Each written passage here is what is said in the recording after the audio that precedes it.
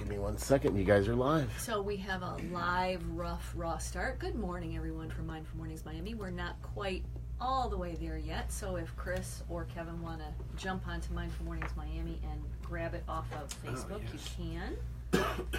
And we will be on that, and we will have the radio show ready to rock in just a matter of seconds. On this auspicious day of Friday, August 13th. All right, so we're going to go ahead and start in just 2 seconds. Friday the 13th. Oh, yeah. Wow. Let's in break Latin America is actually a lucky day. Yeah. Yeah. Of course it is. Considered to be a very lucky day. Here, only here. Oh, lost sound. you, lost me. I'm going to go ahead and start you guys off. All right, so 3, 2, and 1. All right.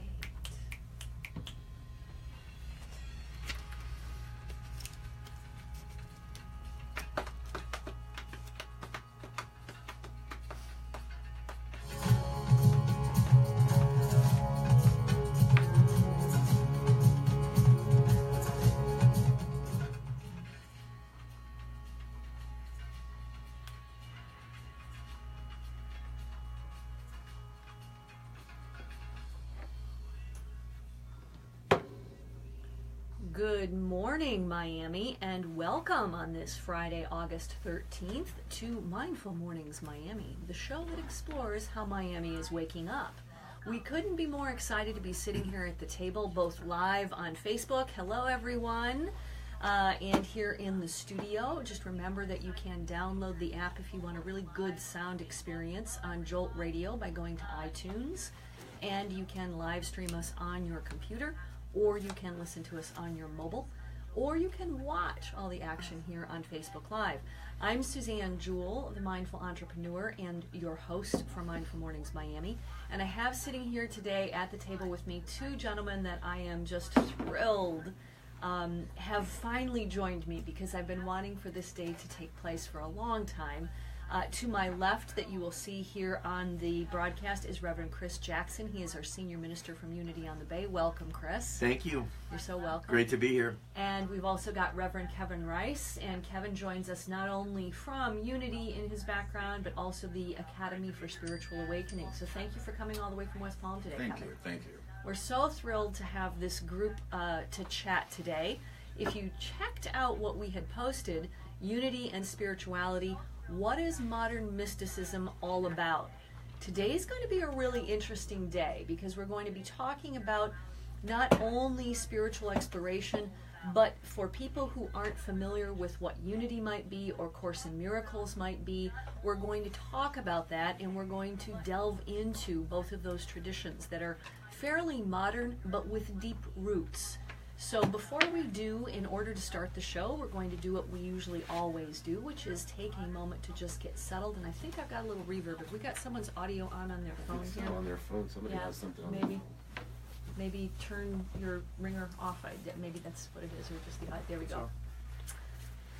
All right. So what we're going to do, and mind you, if you're sitting at your desk, fine if you take your fingers off your keyboard and close your eyes. But if you're in your car, don't close your eyes. Keep your hands on the wheel. And let's do what we do, which is take a moment to settle, and we always dedicate, with an intention or a sankalpa, this moment of the show to someone special. And today I want to dedicate it to my assistant's sister, who made her transition on Easter morning at 4:55 in the morning. Her name was Maria Poliadis. And to dedicate today's poem, which is a Hafez piece, for Maria, as we just get quiet, become present, we're going to read the poem, Each Soul Completes Me.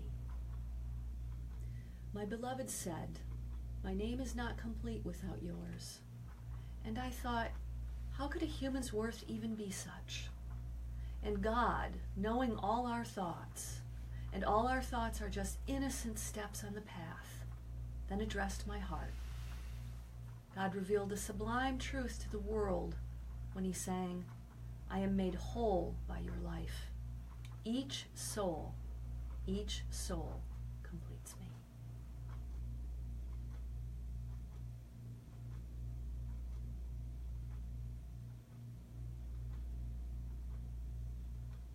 So now that we've taken a moment to arrive here where we are, I couldn't be more excited, as I said, to be sitting here at the table with Kevin and with Chris. I'm going to leave off Rev because it's going to be both, and they're going to both respond.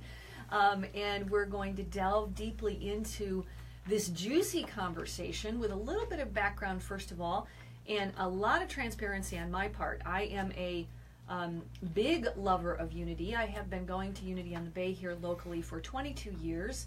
I was originally introduced to it by the Daily Word when I was all of 18 years old living in Spain. My mother sent me a Daily Word because I was going to a Catholic, beautiful church, actually the church where the body of Christopher Columbus lies, listening to the Mass in Spanish. And I basically was walking away going, the church is gorgeous and this place I'm living in Seville is gorgeous, but I'm empty. I'm not getting anything. And so she sent me the Daily Word, which for those of you who may not know or may know, it's this lovely little book that has a word of positivity in it with a paragraph. Might be the word for today, which is freedom, or positivity about honor or respect or compassion or love, and then a little phrase from the Bible. Daily Word originated at Unity, as does something else people may be familiar with and not realize it's attached to Unity on the Bay here, which is Silent Unity. And the gentleman sitting across from me, both of them participated in working very closely and making Silent Unity work. There is always a light on at Unity Village where you can ask for prayer, and Silent Unity is that light. So Chris actually came to us. He's a third-generation Unity student with a lifetime of service in the Worldwide Unity movement. He's the former executive vice president of Unity's worldwide headquarters. He served for 26 years there until his retirement in 2001. He's been a keynote speaker at Unity events throughout the U.S. and in Europe and Mexico. That Daily Word magazine, as well as the Unity magazine we just spoke about, he's been a contributing writer and an author for the book New Thought for New Millennium, published by Unity House. He is the former minister of Unity on the Bay, or Unity of the Palm Beaches in West Palm Beach, and he currently serves at my beloved spiritual home, which is Unity on the Bay, where he is our senior minister. So welcome, Chris, and I'm going to give an opportunity to introduce Kevin as well, and we're going to jump right in and have our conversation. Kevin also comes to us with the background of Unity, and he himself right now runs the Academy of Spiritual Awakening, which is an online church and school dedicated to furthering the message of the Golden Rule and the teachings of A Course in Miracles and the Way of Mastery. He has been a teacher of A Course in Miracles for 30 years and was involved with Chris back at Unity Village to lift the ban on the Course in Miracles, and was a witness in the trial of A Course in Miracles that put the Course in Miracles in the actual public domain. He's hosted his own television talk show, radio show, lectured to thousands of people, and he spent nearly 20 years of his spiritual work within that Unity movement. He was a supervisor at Silent Unity that we spoke about, director of operations at Unity of the Palm Beaches, a teacher speaker at Unity on the Bay in Miami, and a senior minister at Unity in Hollywood. So we couldn't be happier to have both of you sitting here with us today. Suzanne. I would love to have each of you, for people who don't know, because this is that issue of sometimes we get stuck in our own little fishbowl of like, well, yeah, people know what Unity is. People know what the Course in Miracles is. People don't know, and they very well may be the people who listen to this show. We've got a reach of 200,000 people. Anywhere from a couple thousand people tune in. Start from the basics and the beginnings, and then let's see where we meander. What's A Course in Miracles about? What's Unity about? So whoever wants to go first. Well, thanks, Suzanne, for the opportunity to be here today, first of all. You're so very welcome. Unity began in the late 1800s. There was a couple named Charles and Myrtle Fillmore. They lived in my hometown of Kansas City, Missouri. Myrtle was stricken with tuberculosis. Charles had been involved in a skating accident when he was a young man, and it resulted in him having a withered leg, and he had to walk with a brace and a cane and a lift on his shoe. So both of them had physical ailments, and it was in the late 1800s that they were faced with what I like to call a divine crisis, in that Myrtle was given no more than a few months to live, and they were going through financial difficulties, and they began to search for answers to their dilemma. And I think this is so beautiful because personally I believe that any dilemma that comes into our life is always an opportunity. We just have to see it right. We have to be able to look beyond the compelling negative appearances of situations in our personal life as well as in the life of, for example, our country or our world, and realize that just a short ways beyond that, there's tremendous possibility, which the Fillmores tapped into. Myrtle, actually, having been given such a dismal diagnosis and prognosis for her condition, started looking toward alternative healing techniques. And she attended a lecture one evening in April of 1886 by a metaphysician whose name was Dr. E.B. Weeks. And in that lecture, there was one statement, sometimes something will just jump out at you. He said that evening, "I am a child of God, and therefore I do not inherit sickness." Yes. So for the first time, she started realizing there might be a dimension to her that transcended her physical or material nature. And she started communicating with her body. She actually took time to go into the cells of her body, in her mind, asked for their forgiveness for having harbored ill thoughts about them and seeing them as weak and vulnerable. And she started affirming the life of the divine within her physical body. And within 2 years, she was completely healed of the tuberculosis. Friends and neighbors began to come and inquire as to what she had done, and she shared with them her technique and started spending evenings in her living room with these individuals just in silent prayer or silent meditation. Charles was a businessman, and he had an incredibly inquisitive mind. He wanted to know how she did this, beyond just accepting the mystical aspect of it, So he began what really ended up to be a lifelong study of different religions of the world and spiritual persuasions. And the thing I love about this is that both of them came out of the Methodist Church. And what they did was they challenged the thinking of their times. And they challenged the boxes that so often organized religion can place us in. And they dared to think a different idea. And they dared to believe that whatever they believed in could actually create their experience of reality. And it was through that unity was born. Unity is, to my knowledge, a unique collection of some of the most powerful spiritual teachings of all the world's traditions. That's why it's called unity, because we believe you'll always find what you're looking for. And if what you're looking for is differences between religions, cultures, whatever it might be, you'll find those differences. But if instead what you're looking for is the unity of thought and the unity of spirit behind all these, what you begin to realize is that in every great spiritual tradition of the world, there are common denominators. Yes. And if you focus on those and don't get hung up on the construct of the organized aspect of the religion, there is a universal spirituality to life. And the Fillmores were dedicated to that. Now today, unity has become a worldwide spiritual movement, and it has a set of teachings.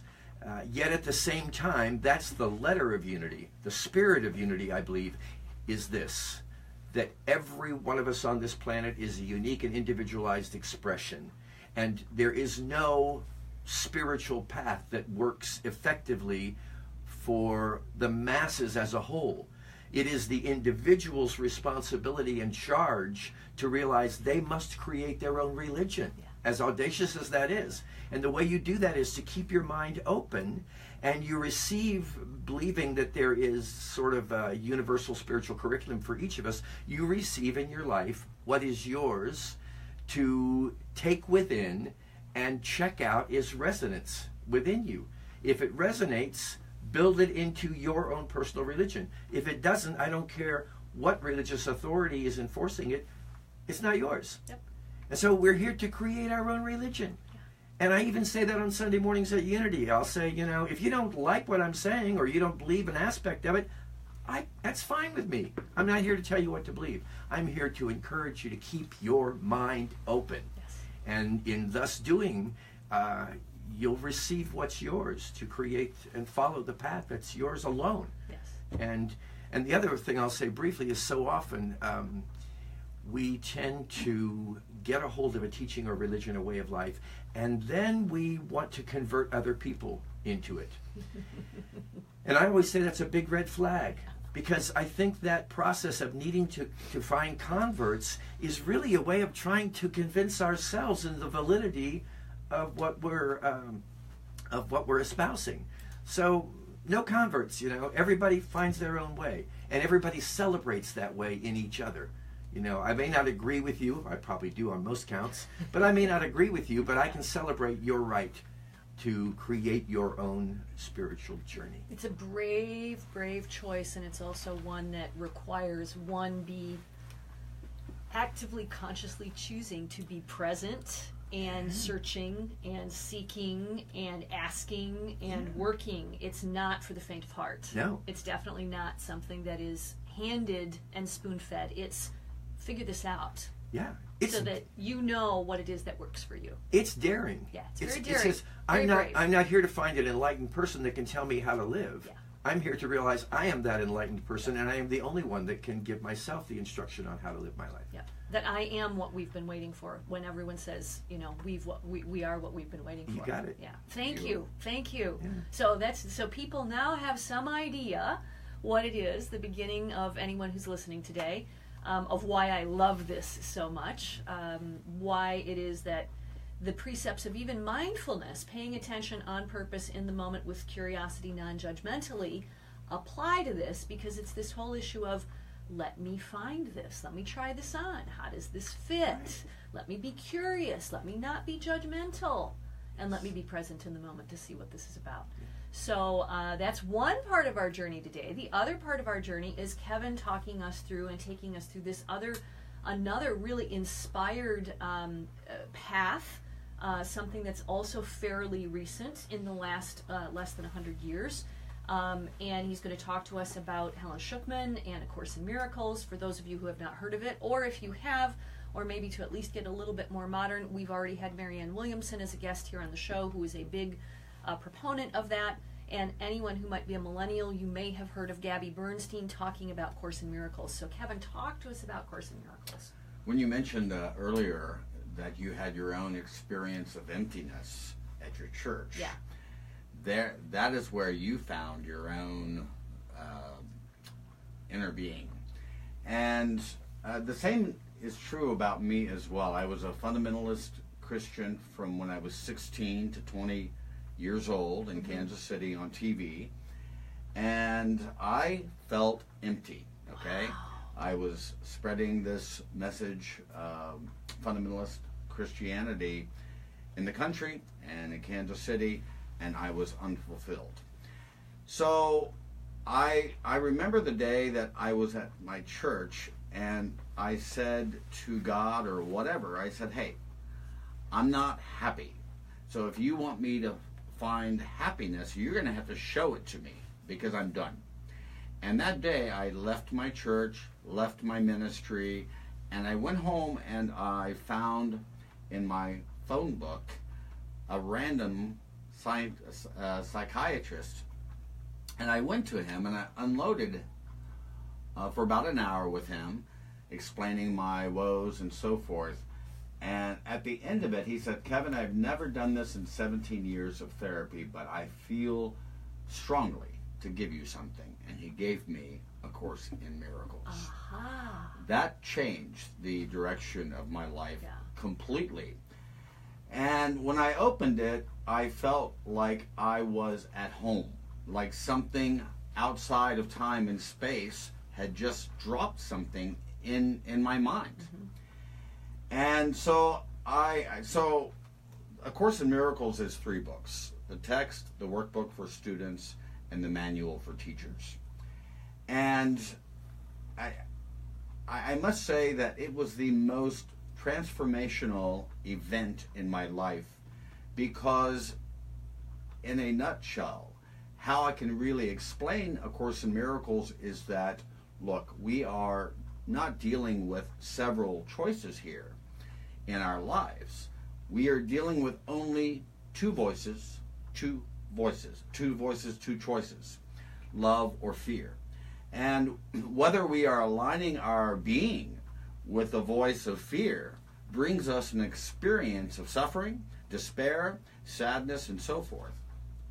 And we are left wanting more and more and more. But when we begin to change our perceptions and become aligned with the voice of love, then our experience in time and space begins to reflect that experience internally and externally. So this is the message of A Course in Miracles.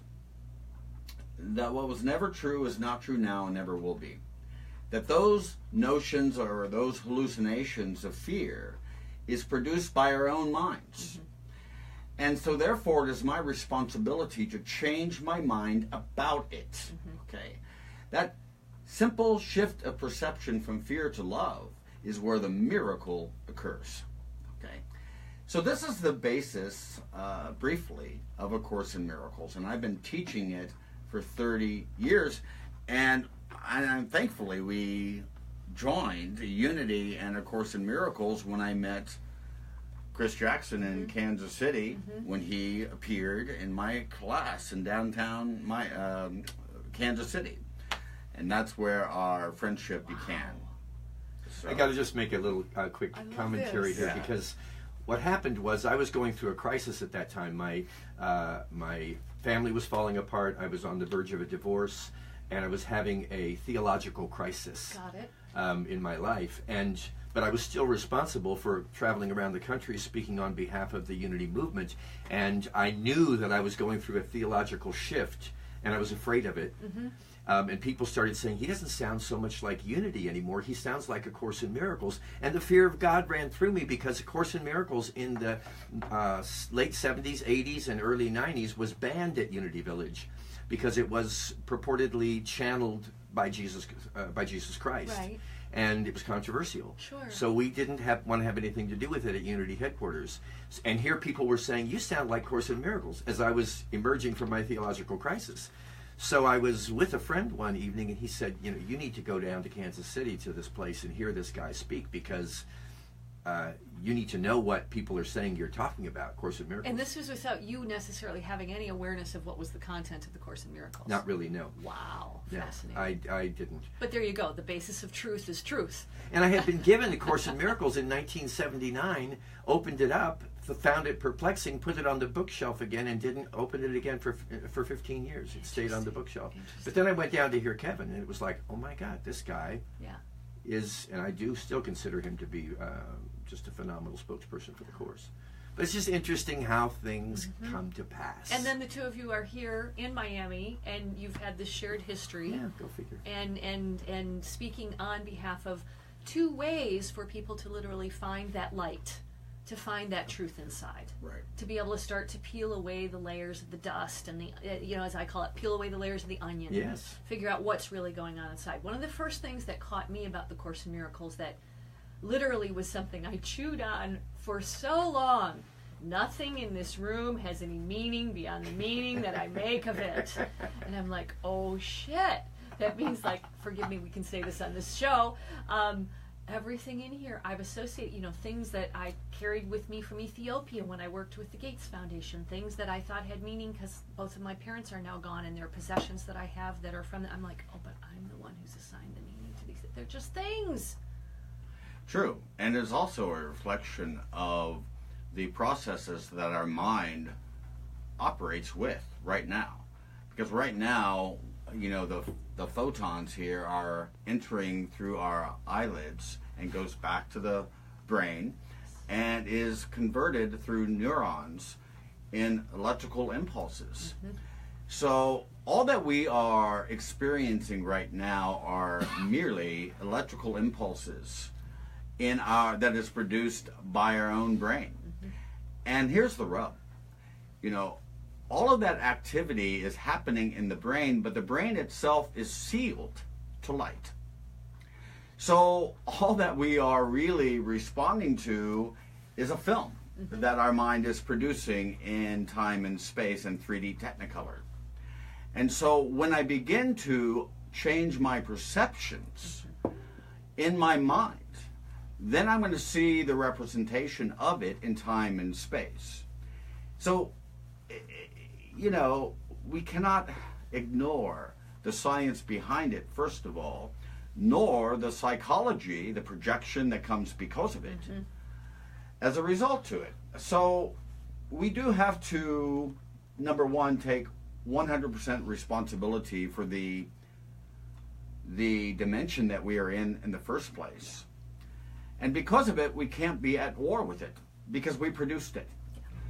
And so when we bring a level of allowance and embrace, then we can transcend that storyline of fear and sadness and despair. We get rid of the doom and gloom, and then we're not going to experience the boom of it when we identify or side with in our minds. Does that make sense? Oh, it makes complete sense, because there's in the Buddhist philosophy, there is a very similar piece of truth about being able to sit with and be present with, because that which you resist is only what it is that creates the suffering. And Yes. that the biggest challenge you have is allowance and acceptance. And when we actually become at peace, that's considered to be spiritual warriorship. When you are actually able to be at peace with what is, the life that's here right now, Yeah. then you are able to be present and see what's truly here, and recognize that things like emotions and all of that are just sensations that are literally passing through what it is that we're having as a physical thing, or if you say, as Pierre Teilhard de Chardin says, we are spiritual beings having a human experience. Right. And we kind of have just gotten mixed up about that upside downness. And when we know, though, that we are, because of that statement from him, is that we are essentially the love of God incarnate. And when we know that, when that alignment is occurring in our mind, which is phenomenal, is because a simple shift of perception is a movement from the alignment of the ego, the voice of fear, to the eternal timeless now, where the mind becomes opened. The window and the portal of the eternal timeless now becomes present for you, so you are no longer operating or using the tools of the past and the future to evaluate your life. You are being informed by your higher guidance. You're no longer being informed by the voices, the raucous and shrieking voices of fear that arise in our field of awareness over and over again. Yes, even in the, there's a particular teacher I've spent some time with, Yogi Amrit Desai. He's the guy who created Kripalu. He brought the movement of yoga here, so it's very much Vedic Vedanta philosophy. He calls it choiceless awareness. Yeah. So it's very much that space of when you reach that stage of being able to be present and aware, but choiceless in that space. It's the, or as Tolle would call, the permanent moment of the eternal now. Yeah.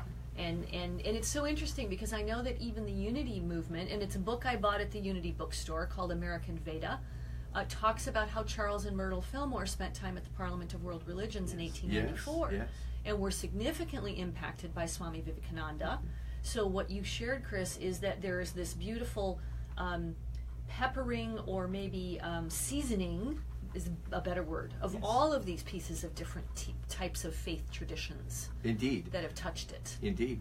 And while unity itself is focused or based upon the teachings of Jesus Christ, and I want to emphasize that, I'm not talking about traditional Christianity. Mm-hmm. I'm talking about what we sometimes call the red letter edition, where the actual words that Jesus spoke, the teachings, the life Red and the letter teachings. edition. Okay, Right. so what he actually said, not Right. what people said about what he said. And what they made out of him. You know, the Got biggest problem that we have is that with inspired individuals is that we find an inspired, enlightened individual, and then instead of following them, we get down on our knees and worship them. We think that they have something that we don't have. And you said a moment ago, you know, about this not being for the faint-hearted. It is terribly exciting to realize that you have complete responsibility and control over every detail of your day-to-day experience. And it is simultaneously terrifying. Yes, it is. Because what it means is you're no longer able to operate as a victim. You cannot any longer point the finger of blame for anything in your life on anybody else. The finger has to come back and point at yourself, not with blame, but with a willingness to take responsibility. Mm-hmm. And that's where it takes tremendous courage, because you know it's difficult to catch yourself in the act of persecuting other people or external circumstances even, and say, that's my problem out there, and I don't have any control over it. And then you're completely immersed in victimization, as opposed to that is a situation given to me that I might be interpreting as a problem, but it's actually my opportunity to find some part of my interior self, as Kevin's saying, that is linked to a fearful voice. Bingo. That is linked to a feeling of abandonment and separation from other people and from the universe. So that's where, for me, this is, I don't even know I can put it in words, but so exciting and exhilarating, even though there are moments where you just want to run and leave town. And then look, it is liberating when you understand, because people from the egoic mind is afraid of their own powerful and potent mind and thoughts. Mm-hmm. So they can think a thought of judgment but not verbalize it, and they think, oh, it has no effect whatsoever. But it does. Every thought that we think manifests itself on some level in our dimension here. So it's important for us to, first of all, accept responsibility for the gift that we have been given, a potent and powerful mind that produces images that either reflects the fear modality that we bring to that experience, or that those images are a reflection of the love that we are covering over with in this world with, and with embrace and compassion and innocence and so forth. When we begin to embrace the world with that, the world is no longer an enemy, but a friend. That's it. That you're basically interacting with yourself. I had what I believed for a while to be innocent, and now I recognize was a very wise perception. As a young girl, I used to say to my mom, "Wow, Mom, do you think that heaven and earth, or heaven and hell, are really different places than here?" I was maybe 10, 11 years old, because I would see some people outside who were living beautiful experiences and other people who seemed to be in suffering experiences. And those might be the words I'd use now, and as a 10 or 11-year-old, I'm sure I said something different. But it was for some reason very obvious to me that it seemed like we created the joy of what it was that we were experiencing by the way we showed up, versus something that looked like it was horrible and difficult and horrific. And I sensed that very young. And I personally believe we are capable, and we do. The hell that we believe is true, we create right here on earth from what it is that we hold in our thoughts. And we've done it collectively, and we've done it individually as we've moved forward on this earth. And we're at a space right now that I think is, for us spiritually, both exciting and full of pregnant possibility and opportunity. Because we stand at a moment where the shadow and the dark is absolutely showing every single thing that needs to be brought through for the light, and yet we have an opportunity for all of that encouragement of the light to not just be seated, but to take a much deeper root and stand strong. Yeah, we have to go where the speaker is speaking. Yes. The speaker of love is speaking now. Yeah. And we can't hear it if we are preoccupied by the past and the future, because it covers over the present moment experience. And you cannot be blind to your own false thinking and the results thereof. So, as you say, this is rising up on the one hand, and it's like, oh my God, look at this.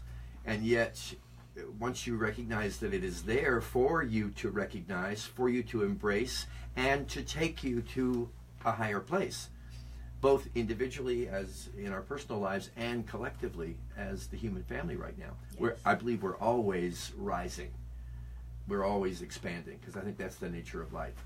So we just need to remember that these sometimes frightening appearances on the exterior are actually our invitations to alter our perception, to view with different eyes, and change our lives and life on this planet. And have that courage, I think, as we look at these moments and say, what is this opportunity for me to teach, heal, learn, or grow from? Yeah. Oh, absolutely. What's in this? What are those opportunities? Teach, heal, learn, grow. At least that's what when something shows up on the screen, that's the first thing okay, all right, let me ask. Teach, heal, learn, grow. I have done this thing, and it is this that I will undo. But again, I am taking 100% responsibility for the dimension I'm in right now, because on some level, in my mind, I produced it. So yes, if we have experiences of death, despair, depression, and so forth, lack, limitation, and so forth, I have to turn it around every time. Is there any place within my own mind that has a thought of death? Have I ever had a thought of despair, of aloneness, of lack and limitation and scarcity? Obviously, when I entertain those thoughts and give them energy and power, and when we begin to identify with it and side with it, then this is how the mind processes those electrical impulses when we see it in 3D Technicolor as an image that we are interacting with in this world. The other thing I want to mention as well, when you think about being a mystic, for instance, I thought about this last night, because if we are under the domain of the ego, the voice of fear, then the temptation is always to dictate to the universe how it should show up. Being a mystic is the opposite, that you step back and you allow that light within you to step forward, and then you ask, you become receptive to the guidance that is given to you. Whenever I do counselings in West Palm Beach or here or Fort Lauderdale, the first thing I always say to myself, what would you have me do? What would you have me say? And where would you have me go? And then listen. This is why I have these bracelets here. I have thousands of people wearing them as well. What would love do? What would love do? What would love do now, right? Yeah. Because most people would say, what would hate do now? What would blame do now? What would victimhood do now? But when we bring ourselves to, here are the bracelets, by the way. See everybody? There we go. Hey. There we are. You can see them. It brings us to the present moment, because time and space is collapsed. And we bring an experience personally of spaciousness. You mentioned this earlier, Chris, that your being, your identity is no longer an ego trapped within inside of a body, but that your identity is much more grander than the grandiosity of the ego. We would rather be using the wings of an eagle rather than the wings of a sparrow, because those choices has been given to us. Whether we choose to align with the voice of fear that is arising on our field of awareness, or whether we are identifying ourselves instead with the eternal timeless now, the portal and the window that love flows through freely without interruption or distractions. You know, Suzanne, I was thinking about what you just said. When you were 10 years old, you said? Yeah. What I find is that it's really erroneous to believe that we are here to educate our children. We are here to condition our children for the most part. You had information, wisdom, and access to awareness at the age of 10 that could easily have been discounted because of your being a child. Yeah. And so often I think we do that. Instead of realizing, I love the terminology that Don Miguel Ruiz uses. I think it's in the 4 Agreements, where he says we are the products of, I love this, human domestication. Yes. The domestication of the human. And so we come into this world, we believe in unity, not in original sin, but in original blessing. Then we immediately begin a process of being conditioned in order to function in the world that in many ways teaches us to deny our intuitive nature, our gut, what we came in knowing. So we put that on the back burner, and we strive to meet the expectations of the conditioned society. And so to me, a big part of the path of the mystic is walking in. I love that definition that you used about mindfulness, and especially the word curiosity. Yeah. You know, waking up in the morning and saying, wow, I don't know what this day is for. I may think I do, but I don't. If I'm really honest, I'm living in a mystery, which again can be a little frightening, but can also be like, wow. So when I walk out my door, you know, what will I encounter, and what will I do with it? and approaching each moment and each day as though it was the only moment and the only day, living in the present moment, living in the here and now. And then gradually beginning to recognize when our actions are being driven by a conditioned behavior versus a natural intuitive behavior. And then the wonderful feeling of exhilaration that comes from breaking free of the conditioned mind and the conditioned life and really living with that independence and the wow, the exhilaration of our true self. You know what's coming up for me, Chris, as you're saying this, literally is the phrase of, and we are told that to enter the kingdom of heaven, we must actually be like children. Yeah.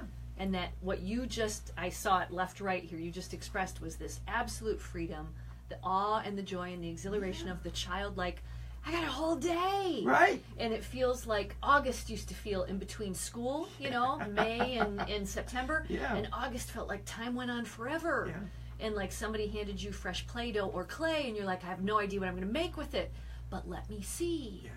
And so it's that sensation of, I don't know what there's going to be, but let me see what there is. Right. And truly that makes the children our teachers. Yes, it does. I recently had a visit from my 7-year-old granddaughter, and I walked into my living room, and she had all this stuff out on the table, and I said, what are you doing? She had palm fronds that she had picked up in the park. She had some tape. She had some feathers. She had some twine, and she was just immersed in it. Yeah. What are you making? She said, I'm making a soul puppet. A soul puppet. Whatever that is. What's a soul puppet? Oh, I love it. But soul just, puppet. Maybe she didn't even really know what she was making. Right. She was just engaged in the moment, in the creative process, and we can be too. And letting that spirit come through, like Kevin is saying, whether it's the love, and that's even called flow. In positive psychology, that's the state of flow. That's literally when the mind gets out of the way and you're not actually doing any editing and you just let that creativity, and all of a sudden you're like, oh my God, 3 hours just went by and all you were doing was joy and beauty and creativity. You're extending the good, the holy, and the beautiful. That's it. In those moments. That's it. Yeah, you literally let me get out of the way. Yep. Let me step aside and let that light just flow through. And empty the mind in that process. Yes, absolutely that. Oh gosh, you guys, I can't believe it. It's 10:42. We didn't take a break because this has been so doggone juicy, and we are literally already at almost 45 minutes in. So I want to make sure that we do a couple of quick things. One of them is I have a couple of things I want to make sure we do our little quick mindfulness practice, because we do every show. Make certain, John and I always agreed we would practice mindfulness, not just talk about it, because a lot of people talk about mindfulness and don't practice it. I also want to make sure we have opportunities for both of you to share any upcoming classes, courses, or anything that you've got going on. And of course, we want to make sure that people know that when you go back after the show on the Facebook Live, you're going to be able to get links to Unity on the Bay, so you'll know everything that's going on there. And that's easy to find for unityonthebay.org, and also Kevin's organization, the Academy of Spiritual Awakening, because we had that wrong on the very first posting, so we are very sure that we have that proper now. Thank you. But have you got some upcoming things or ongoing classes, anything that people can tune into if they are intrigued now about your teachings about A Course in Miracles, about this huge awareness that came to you, and that they might want to be able to spend time? How do they get access to spend time with you, Kevin? Well, I've been teaching at Unity on the Bay for nearly a decade. Yes. Of A Course in Miracles. Is that right, by the way? My timing on this?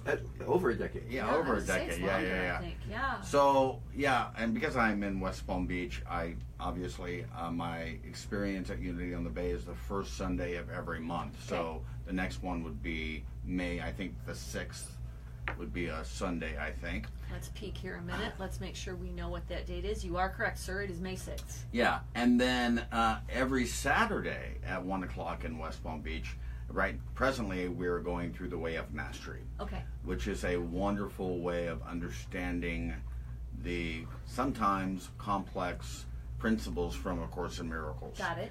And so we're going through that, and we're ending that this Saturday, and then we're going to start again through A Course in Miracles in West Palm Beach on Saturday at 1 o'clock. And so the descriptions, the details, address, and so forth is available on the website, the Academy of Spiritual Awakening.org.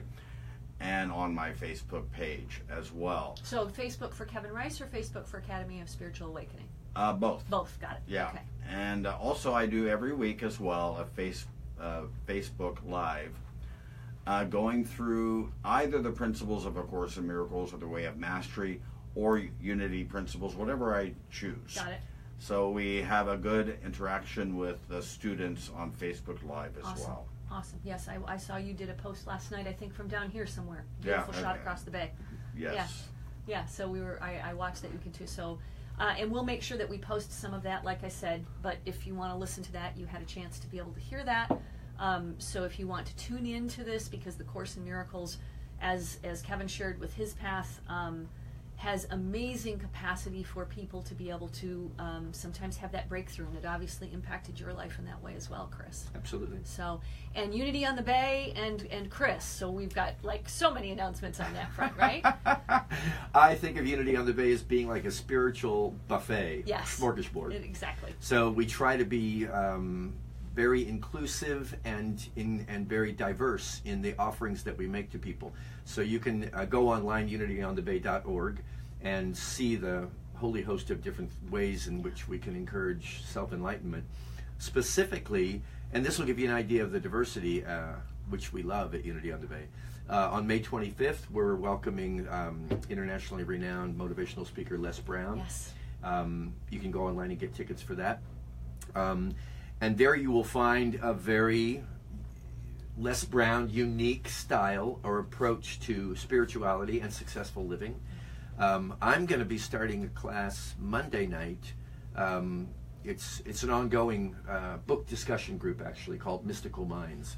And we pick different materials, books that we enter into discussions about. And this coming Monday, we're starting a 4-week class on the same book Kevin is talking about, The Way of Mastery. Awesome. Which to me is like the graduate's manual for spiritual. And for anyone who's not taken a class with Chris, it's worth it. Tune in. You should go. So, because I've taken Keys to the Kingdom with you, and was it 4T? 4T Prosperity. 4T, yeah, 4T several times, yes. I started Keys to the Kingdom too this week on Tuesday nights. So it's not too late if somebody's interested in that. The difference is Mystical Minds in the Way of Mastery will be more participatory and I hesitate to say deeper level, but it's not introductory. Right.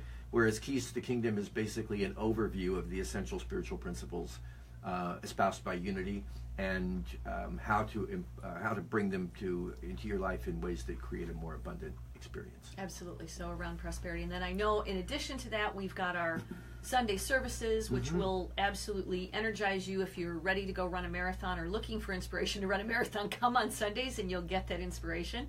Wednesdays we have an Om hour, and then throughout the week there are also other things that happen as well. So we can find that, and as well as on the Facebook page. So what we're going to do, it's just about 10:48 right now, is we're going to take a moment to share a couple of other community announcements that I did get from our friends over at the Miami Book Fair, because I'm a big book hound, and they wanted to let us know. I thought this was an important thing to mention, that tomorrow we are going to be having something at the Marjorie Stoneman Douglas Biscayne Nature Center. It's celebrating our nation's waterways. It is the third National Water Dance. It's founded by Miami's dancer and choreographer Dale Andre, and it is a simultaneous nationwide dance event of 1,500 plus professional dancers and students from Alaska to Maine, Florida to California, and New York to Puerto Rico. Literally celebrating and hopefully going to help create awareness about protecting our nation's waterways. Anyone who does go to the Marjorie Douglas Nature Center will be invited to reflect on their time by the sea, because right now during the month of April it is also the O Miami Poetry Festival. So April 1st through the 30th is the Poetry Festival, and they are sponsoring something there at the Nature Center called the Ocean Stanzas.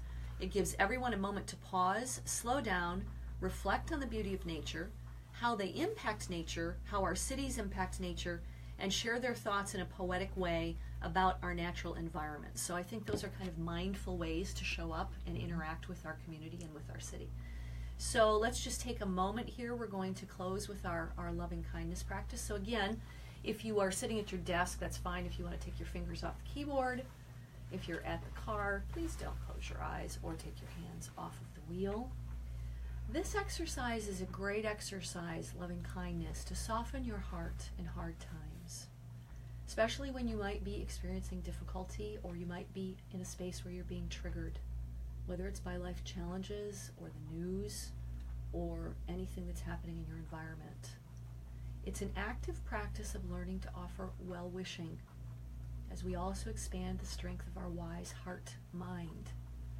In Pali, there's only one word for the heart-mind. It is not separate as it is in English.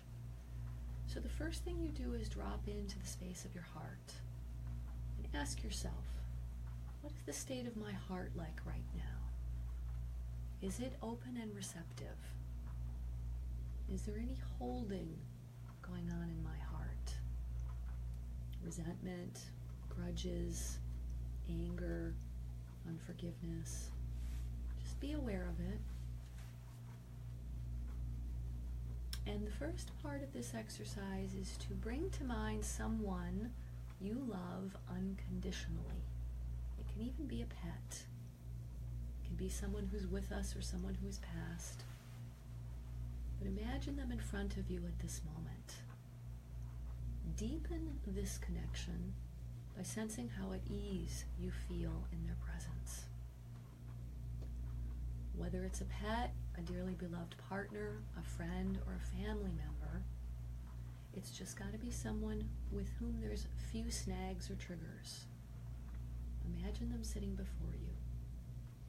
See them in as much detail as possible. Let your smile and your shoulders and your whole body be aware of their presence and your body's response to their presence. And hold in heart and mind, as in Pali they are one, the following phrases of well-wishing. May you be happy. May you be healthy. May you be safe and protected. May you be at ease.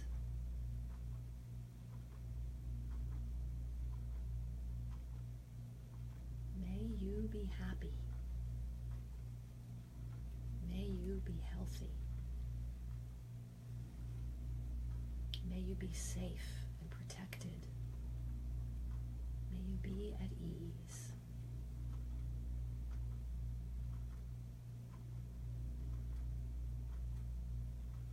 And now that we've settled a little more into the body's heart, to the breath's rhythms in the body, gently in that very same receptive and tender-hearted offering, you are going to offer these well wishes to your being. Allow your beloved in front of you that you've brought to heart-mind to remain present. So there are two of you holding this gentle, kind, and peaceful practice together. It is two of you consciously choosing to now offer to you this kind of sweet, tender, and healing love. And you offer yourself the same well wishes. May I be happy. May I be healthy.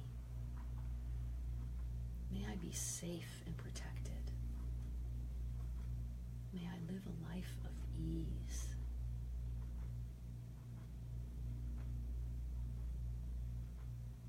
May I be happy. May I be healthy. May I be safe and protected.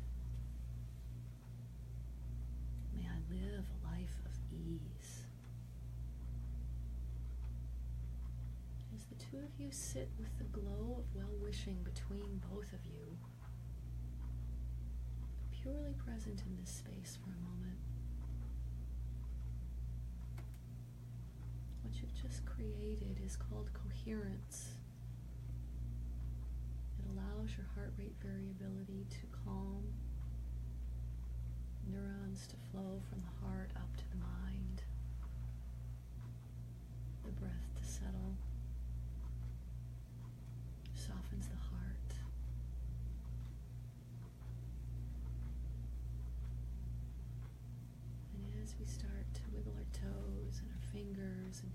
into the room, we realize that in any share of 2, 3, 4 moments, that took us 4 moments, was all. We have the ability to offer ourselves and others that sweet, tender, loving kindness.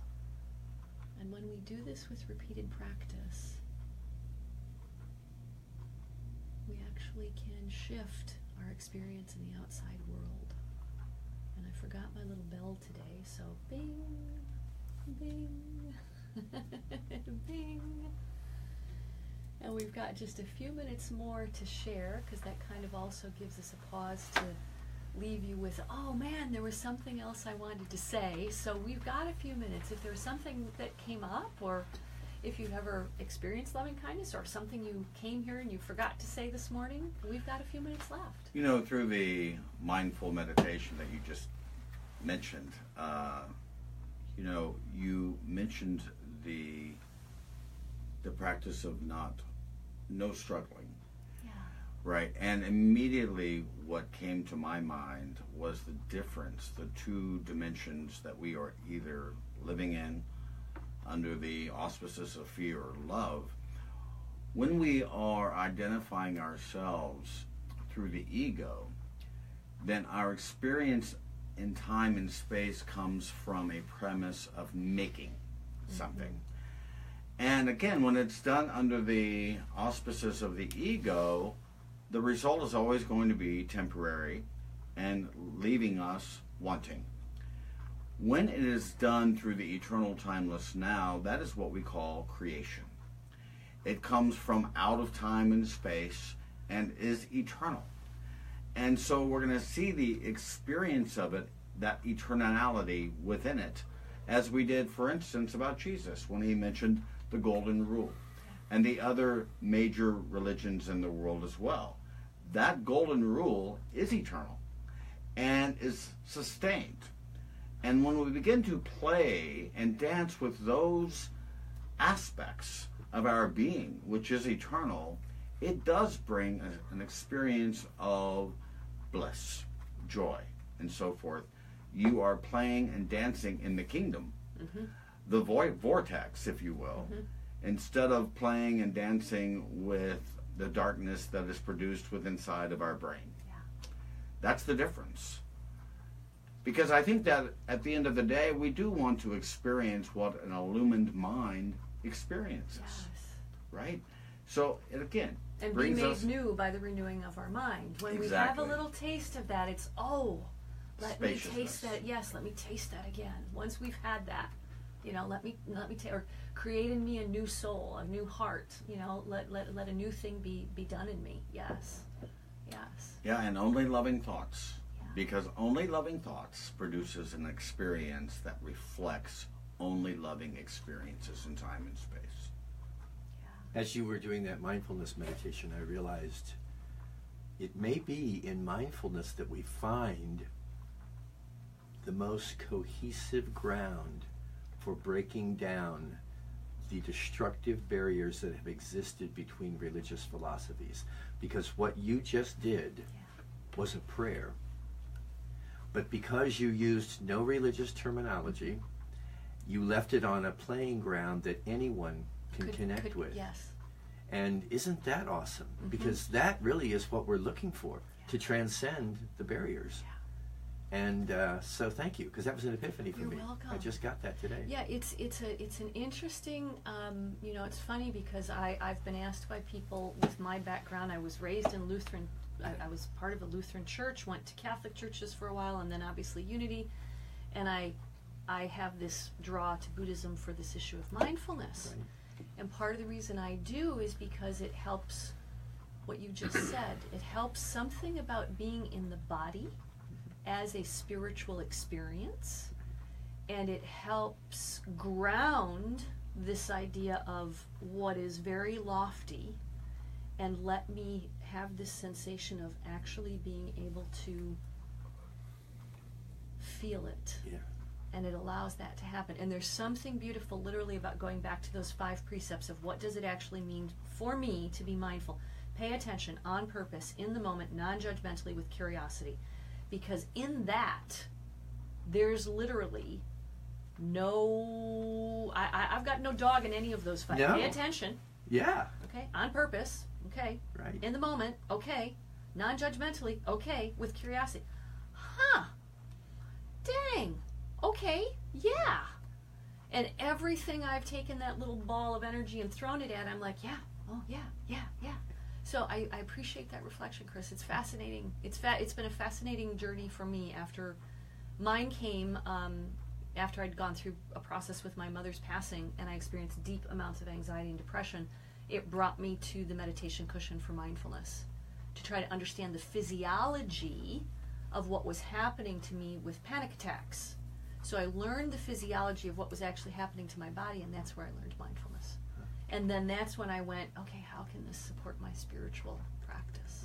And that brings us to our 11 o'clock hour, so that couldn't be a better tie. And guys, thank you. I wish we're going to have to do this again. Right. So I'm just thrilled. It was great fun. What an honor having both of you here. And again, we will have a lot of links that we'll throw onto the Facebook Live afterward. And we're going to hang out and take a couple of official Jolt Radio Show shots. And we want to thank everyone for tuning in. Don't forget to check out the Academy of Spiritual Awakening with Kevin Rice on Facebook, as well as the Academy of Spiritual Awakening on Facebook, Unity on the Bay, both on the .org on the website, as well as on Facebook as well. And we will see you one of these days at Unity on the Bay. We expect to see you there because we're all there. Yes. All right? And thank you for tuning in to Mindful Mornings Miami. It's how Miami is waking up.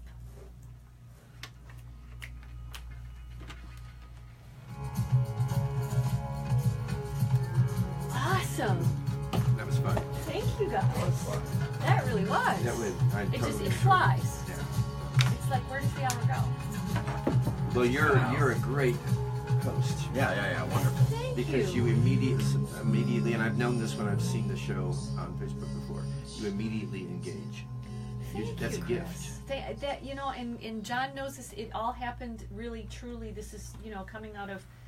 He has another host who asked me at 1:40 in the morning. God only knows what I was doing up at 1:40 in the morning on LinkedIn to come in. She was doing a show on wellness entrepreneurs, and instead of taking a music break, she said, "Could you come in and do a 5-minute mindfulness meditation?" And I was like, "Well, that's brave. They want to do a mindfulness meditation on the radio, and I wonder if they even know what it is." So I just said, "Yeah, sure, I'll be there."